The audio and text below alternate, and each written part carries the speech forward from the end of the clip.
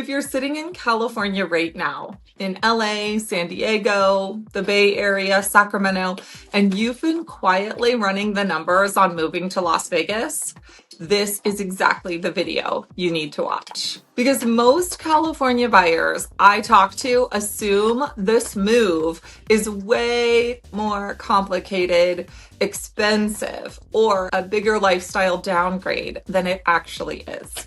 And almost every single one ends up surprised in a good way. In this video, I'm going to walk you through everything you actually need to know about moving from California to Las Vegas as a home buyer in 2026.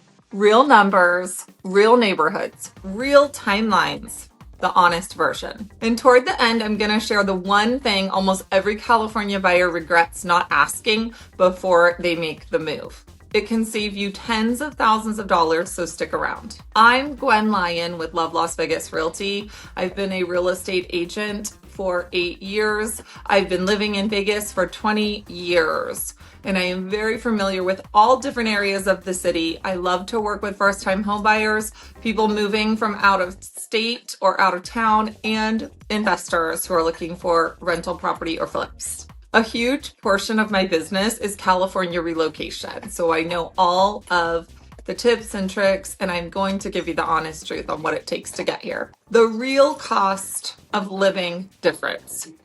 Everybody knows the cost of living in California is high. Everyone knows the cost of living in California is high. It is one of the most expensive states in the country. There's no secret there. So when you are comparing California to Nevada, that's pretty easy. Anybody who's not been living under a rock would know that Nevada is significantly less expensive. It's not just a smaller mortgage. It's mortgage plus no state income taxes, plus way lower property taxes, lower utilities, lower insurance costs. It's all of the little things. It's the fuel cost. It is restaurants. It's going out. It's everything. And when you add up all of those little costs, it becomes a huge, significant savings. And I do this every day for people. Lots of people come up and tell me I'm interested in moving to Houston or Atlanta or California. I hear this on the daily, so I'm always running the numbers. It's one of my favorite things to do. I look up gas, I look up median income, I look up median home values, I look up commute times, I look up property taxes. I'm always running those numbers, and it is so much fun to compare for me because 9 times out of 10, Las Vegas comes up the winner. So it's a really easy comparison for me. For most dual income households, the shift in 30 to 40% of monthly budget, not 10 to 15%, is huge. For example, if you're living in the South Bay and you're paying $4,300 a month in rent, you get a 4-bedroom house in Henderson paying $2,950 a month. So for under $3,000, you're gonna get a much bigger home. And a lot of times they're much more upgraded and updated and more energy efficient. And all of those things affect your monthly costs. You're gonna get double the square footage, get a yard. Granted, we don't have huge yards here, but you will have a backyard and a front yard. You're gonna gain bedrooms, and the monthly cost is gonna be over $1,000 less here. Plus, your state income tax for a household making $150K, that's an extra mortgage payment that goes back to you every month when you don't have to pay that state income tax. Hi, Duke. Okay, Duke, it's not Duke intro time. Duke wants to talk about yards. He heard us say yard and he's like, let's talk about the yards, please. And let's talk about the parks. Because what do the property taxes cover? They cover parks. They cover sidewalks, they cover police and fire and rescue and all of those things. They cover the street, they cover the water, the sewer, they cover the public utilities. And you're not getting better services when you're living in California and paying 2 or 3 times what those property taxes are here. Sorry, you're not getting more. Also, that does not affect your value. None of that is going back into your equity. A rule of thumb is whatever your California mortgage is or rent, plan on 50 to 60% for an equivalent home here. So half the cost. And your auto and homeowners insurance are going to be significantly cheaper here, and the savings compound. Also, your car and homeowners insurance are going to be significantly cheaper here in Las Vegas.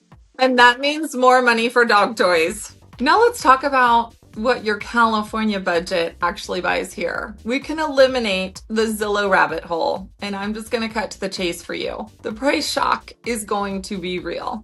In California, can you even touch a house for under $1 million? I don't think so. Not in a nice area.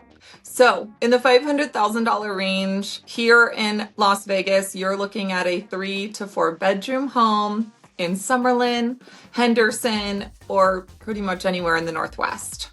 $500,000 will get you a beautiful house, even a pool, a 3-car garage, RV parking. All of that is entirely possible within the $500,000 range. Now, if we want to step that up a little and maybe $700,000, now we're talking new construction, larger lots, single stories, and communities with lots of amenities. We're talking guard gated, golf courses, community swimming pools, fitness centers, all of those really great amenities. And let's take it even a step up, 900,000 plus. Oh yeah, we have those too. Now we're talking about 400,000 square feet and above, gorgeous views, huge lots, and much, much larger homes. Lots of times multi-gen homes. So we've got a space for grandma and grandpa, the older kids. Maybe you've got kids that have grown up and they want to move back home with their families. Now we've got casitas or a separate apartment, maybe an ADU that you want to rent out. Definitely all doable in that price point. And you're going to be in the best neighborhoods with great schools, parks, walking trails. Those are really, really easy to find here. You'll be shocked at the difference, $1 million home in California versus $1 million home here. Because from what I have seen, the $1 million homes in California are older, outdated, they're super tiny. Maybe they were built in the 50s or the 40s, and you're not getting a lot of bang for your buck there. When you bring that budget here, wow, suddenly you're living the life you've always dreamed of, and you are happy to come home.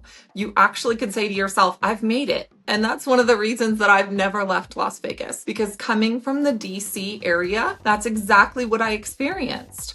I was paying $1,200 a month for a 2-bedroom condo in DC. And yes, it was beautiful. Yes, it was great, but it was really old, very outdated. And it was a condo. And when I moved to Las Vegas 20 years ago for $1,200, I was able to get a 4-bedroom home with a 2-car garage and a huge yard. And I could not believe the difference and the quality of life with no traffic, beautiful neighborhood. I really felt like I have made it. And I want you to feel that too. I was just in one of my favorite communities this morning, Rhodes Ranch, looking at 2 really great $1 million properties for comparison. And those were 3-car garages. One had a pool, an enclosed sun porch, and it's looking out over the golf course. We're talking 5 bedrooms, 5 baths, 4,000 square feet, really gorgeous in a great neighborhood. This is a neighborhood that has a huge community water park. Obviously, we've got clubhouse, fitness facility that includes all of those workout classes. Those aren't extras, that's included. You want belly dancing, jujitsu, taekwondo, they have all of that. And that's included in a very low HOA. You would be shocked. That's the kind of thing that you're going to be able to get here for $1 million or 900,000. Actually, there are houses in that community in the 500,000s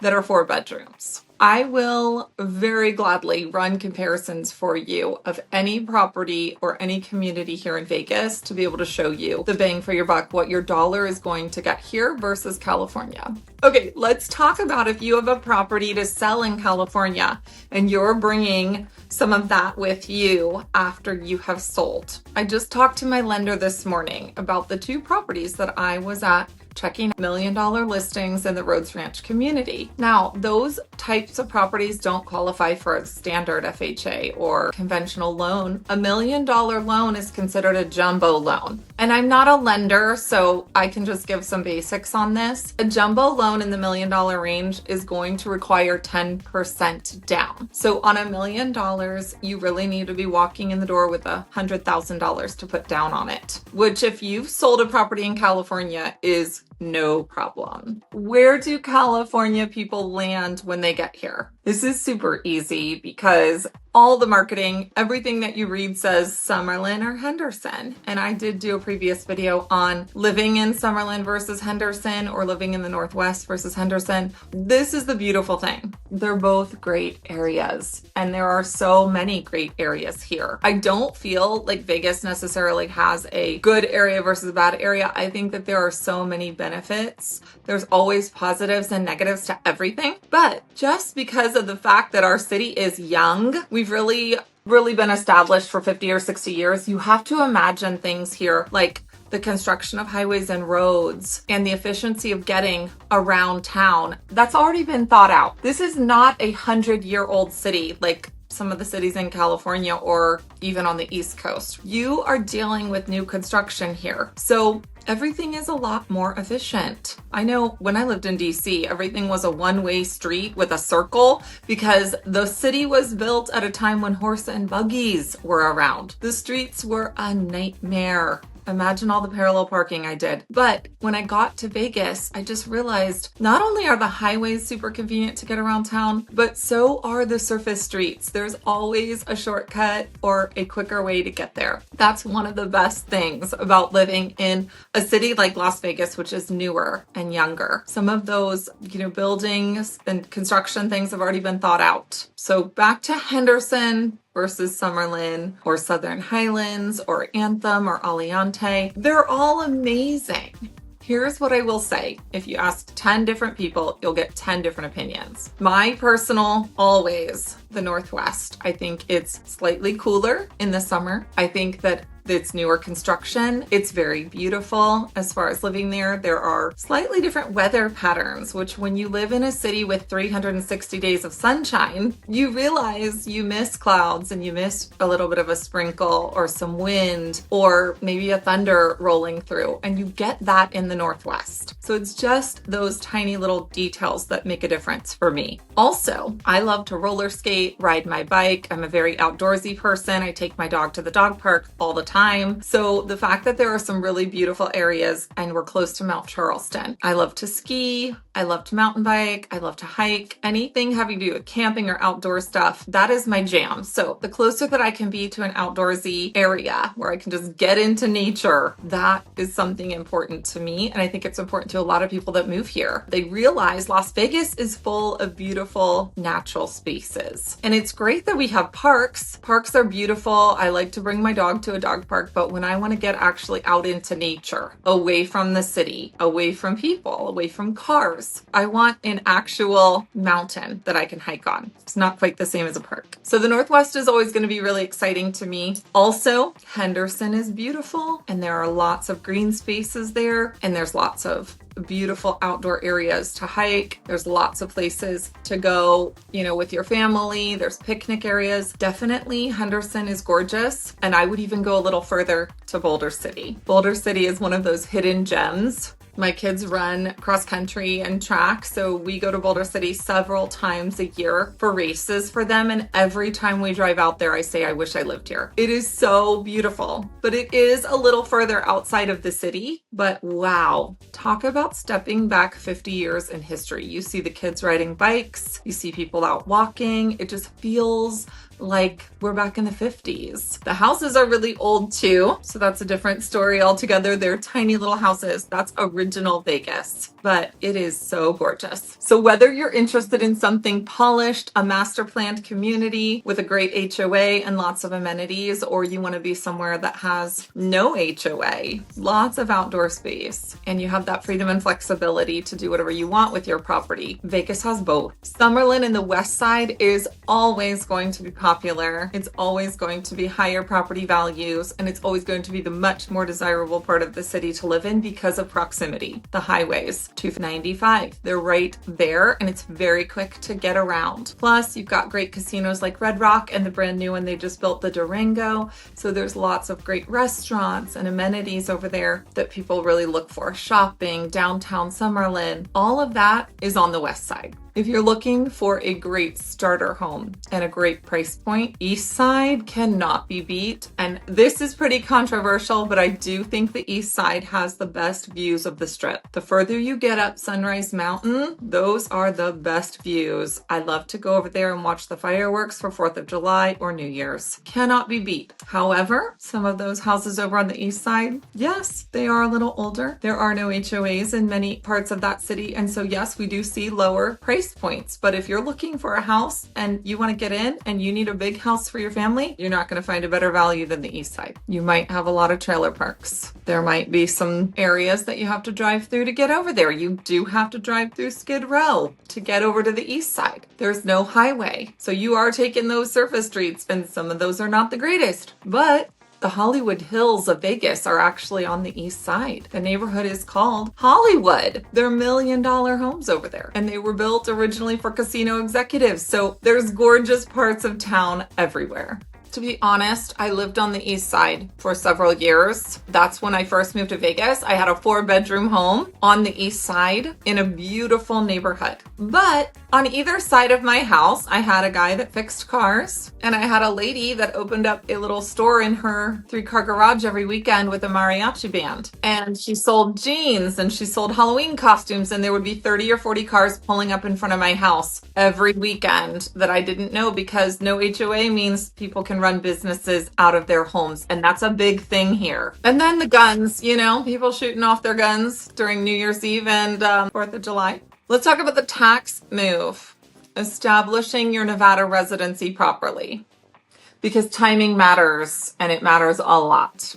A few months, one way or the other, could cost you thousands when it comes to the IRS. You're not just buying a house in Nevada, you're getting a driver's license, you're getting your vehicle registered, you get your voter registration, you have to show your employment and register your kids for school. So you need to do all of that in the right time. When you're coming here and you want to purchase a home or even rent a home here, you want to make sure that the timing is done correctly. The California Franchise Tax Board is very serious about residency audits, especially for people who earn a lot of money or sell a property and move here. You want to talk to your CPA before you sell your California house, or maybe talk to your money manager or whoever does your finances. You want to time your move properly so that you don't get hit with all of the taxes when you sell your house, or you do it in a timely manner so you can roll the equity over to a property in Nevada. That's one of the biggest issues that I see is people wait, they hold the money in the bank, and then they have to claim that as income. You don't want that to happen. So you do want to be able to roll it over to a property here in Nevada before that happens. And that all matters, especially when it's your money. I'm a realtor, not a CPA, so I always refer clients to a professional. Definitely make sure that you speak to someone who does that. At the end of the day, moving from California to Las Vegas isn't just about saving money. For most people, it's about reclaiming a kind of breathing room, financial, physical, mental, that you hadn't realized you lost. And if you're going to make a move this significant, you deserve to make it with clear eyes, not a sales pitch.